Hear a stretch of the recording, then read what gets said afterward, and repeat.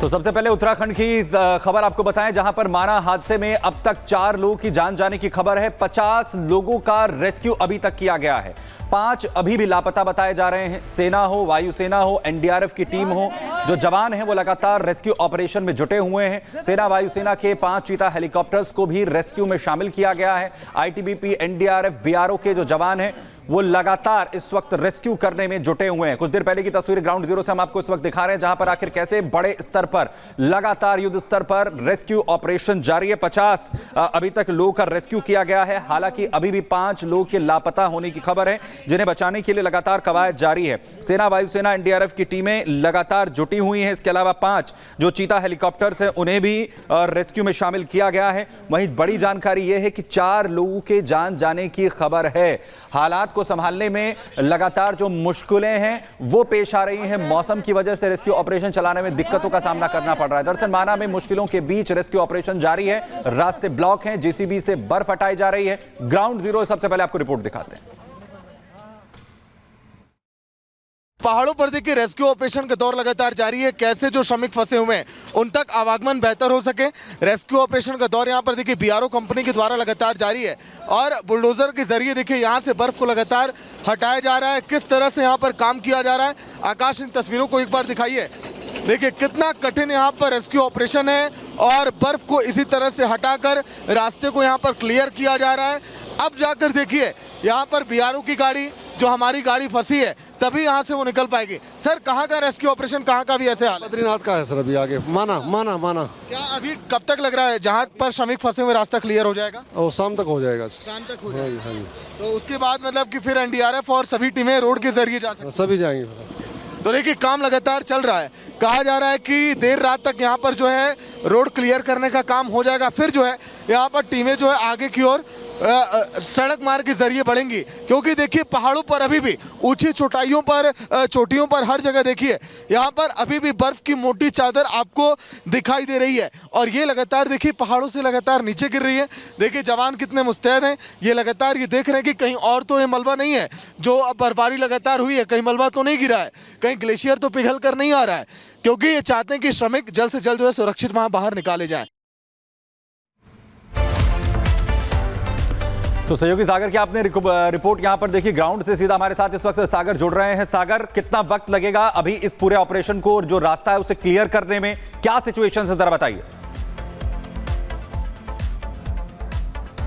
देखिए सुमित, अगर हम बात करें तो गनीमत तो ये रही कि आज के दिन बद्रीनाथ में और माड़ा गांव में मौसम थोड़ी बेहतर है और हवाई मार्ग के जरिए रेस्क्यू ऑपरेशन का दौर जारी है, क्योंकि सड़क मार्ग देखिए जहां पर इस वक्त हम खड़े हैं यहां से रास्ता पूरा ब्लॉक है। सामने जो पहाड़ आप देख पा रहे हैं सुमित, यहां से अब कोई भी गाड़ी आगे की तरफ जा ही नहीं सकती है। ये जो है आखिरी पॉइंट है, यहां से देखिए सभी गाड़ियों को रोक दिया गया है। लेकिन अब सबसे पहले ये हम समझाने की कोशिश करते हैं कि आखिर मजदूरों के साथ ये हादसा हुआ कैसे। ये जो गाड़ियां आप देख रहे हैं, इसी तरह से लगभग 5 कंटेनर पहाड़ों पर खड़े थे बर्फबारी में, जिस तरह से एक लाइन से इन गाड़ियों को खड़ी आप देख रहे हैं। फिर अचानक जो है ऊपर से जो है ग्लेशियर पिघल कर आता है और ग्लेशियर अचानक जो कंटेनर जिसमें मजदूर बैठे रहते हैं उनके ऊपर गिरता है।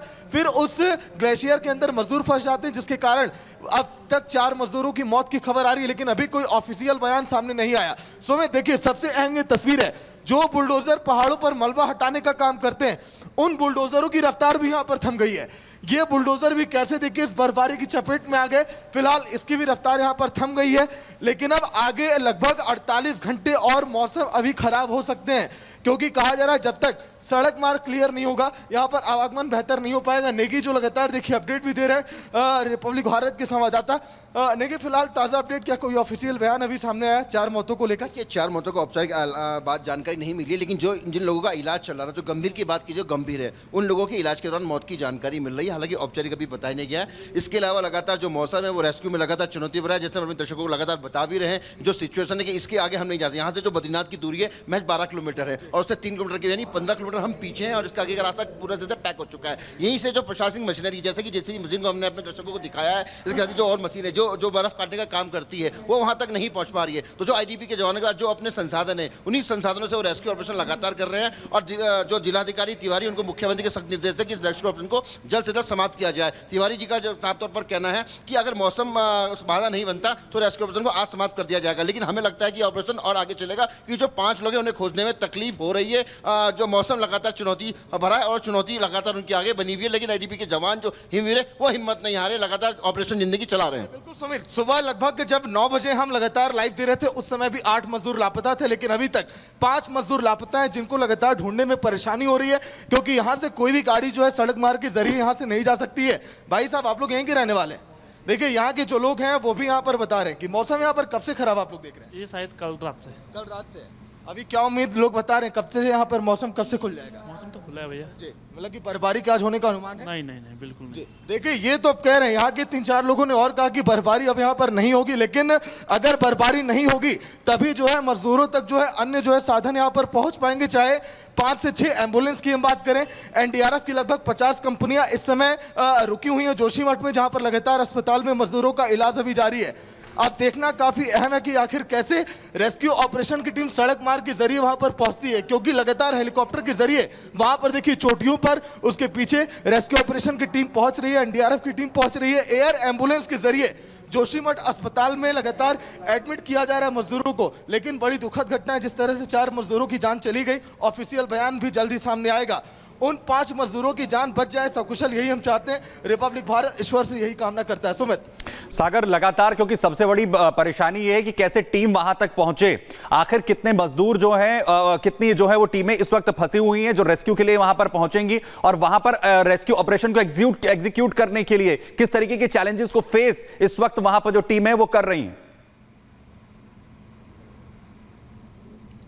देखिए सुमित, अगर हम बात करें तो ये जो बर्फ की मोटी चादर हम देख रहे हैं अभी इस समय, देखिए क्योंकि 12 घंटे से तो बर्फ की ये जो सफेद चादर थोड़ी सी पिघली हुई है, लेकिन जब हम आगे पहुंचे थे कुछ देर पहले, जो रिपोर्ट आप देखें वहां पर 10-10 फीट ऊंची जो है बर्फ की चादर है, वहां से जो है गाड़ियों का निकल पाना नामुमकिन सा है। और देखिए, ये जो ऊपर सामने चोटियों पर बर्फ आप देख रहे हैं, मेरे दाएं हाथ की तरफ आकाश दिखाइए, ये जो मलबा है, ये जो ग्लेशियर है, कभी भी पिघल कर ये गिर रहा है, इसीलिए यहां से रास्ता आगे ब्लॉक कर दिया, क्योंकि आगे बड़े संकरी रास्ते हैं सुमित। वहां से अगर कोई भी गाड़ी जाएगी तो अगर वहां से ग्लेशियर पिघल कर आएगा, फिर जो मजदूरों के साथ हादसा हुआ अन्य लोगों के साथ भी हो सकता है।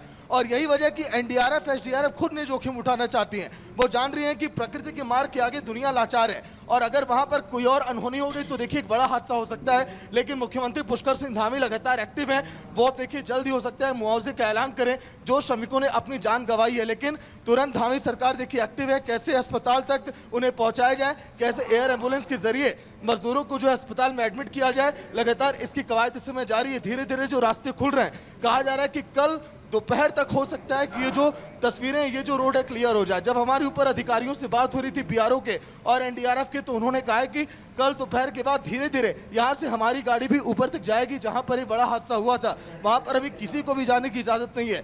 जो वहाँ पर अधिकारी पहुंच रहे हैं, जो वहाँ पर आईटीबीपी के जवान है, जो एनडीआरएफ है, जो एसडीआरएफ है, वो सब कोई हवाई यात्रा के जरिए ही वहां पर जा रहा है। सुमित, ऐसे में देखना अहम होगा जो 5 मजदूर अभी लापता हैं वो कैसे वहां पर बचाए जाते हैं। हालांकि एनडीआरएफ एसडीआरएफ लगातार मेहनत तो कर रहे हैं, लेकिन जो कंपनियां लगातार जा रही हैं, क्योंकि 50 से ज्यादा गाड़ियां एनडीआरएफ के नीचे अभी फंसी हैं, अगर वो ऊपर पहुंच जाती तो शायद जो 4 मजदूरों की जान यहाँ पर गई है सुमित, वो जान भी हम बचा सकते थे। लेकिन मौसम की मार अभी देखिए लगातार उत्तराखंड के बद्रीनाथ में इसी तरह से पड़ती हुई दिखाई दे रही है।